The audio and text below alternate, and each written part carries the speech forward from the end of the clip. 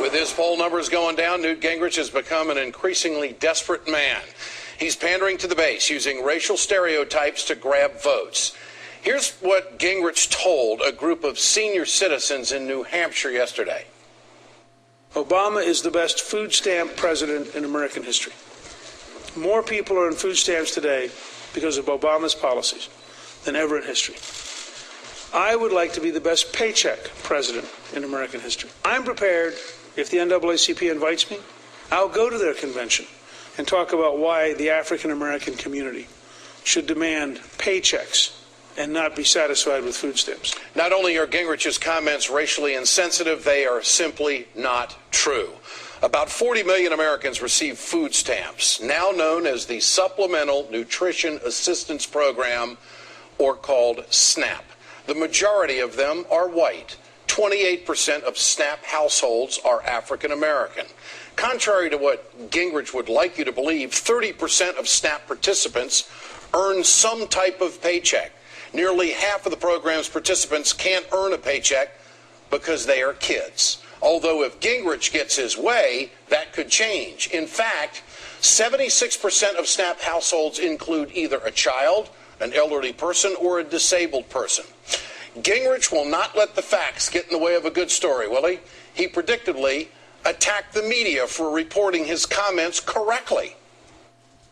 What I said was, every American of every background has been endowed by their Creator with the right to pursue happiness. Every American of every background should have an opportunity to get a job, not be dependent on food stamps. I think it takes a lot on the part of the elite media to distort that into some kind of an attack.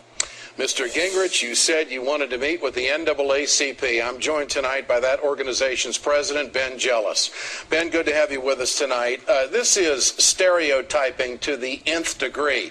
I have to ask you, how insulting is it to the NAACP?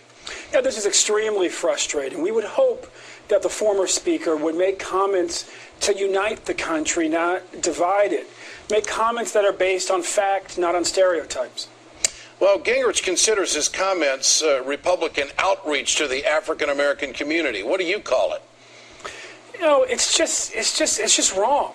It's just wrong. His facts are wrong, the implications are wrong, and the effect is wrong. You know, what you want to do when you're a leader, when you're somebody that people look up to, is bring the country together, not tear it apart by getting into old stereotypes that simply are not rooted in fact. Now, in that soundbite that we just played, he said that he would like to meet with the NAACP. It's my knowledge that your organization has invited Newt Gingrich in the past to attend the NAACP National Convention. Is that correct? That's absolutely correct. And each time he turned us down. We invited him pretty much every year that he was speaker, because we always invite the speaker. So we did invite him every year he was speaker, and every year he turned us down. Well, what about this time? You're going to take him up on it because he is clearly wrong on his facts. You know, we're not there yet. What we do know is that each year that we're in one of these cycles, we invite the nominee of both major parties. Usually they come. You know, George Bush famously didn't come a couple of times, and then he came around, and he came. John McCain came last time, and if Gingrich is the nominee, then of course we will ask him. Well, I know that Bush didn't show up, and I think Gingrich criticized him for it in his book. Yep. Turning to another Republican contender, Rick Santorum also made racially charged remarks recently. Here they are. Yeah. I don't want to make people's lives better by giving them somebody else's money. Santorum claims that he never said black people. What do you make of it? Well, what did you just hear? You know, I mean, it kind of defies logic that you can play a tape of a guy saying black over and over and over again, and yet he'll deny it. I mean, you know, there is a thing called unconscious bias. Perhaps that's what's going on here, but the reality is that the comments that he made were heard by people across the country. They are divisive, they are wrong, they are, you know, based on the, you know, on stereotypes. The state he was in Iowa, 9% of the people on public assistance there are black. In the country, 25% are black. In each case, the overwhelming majority are white.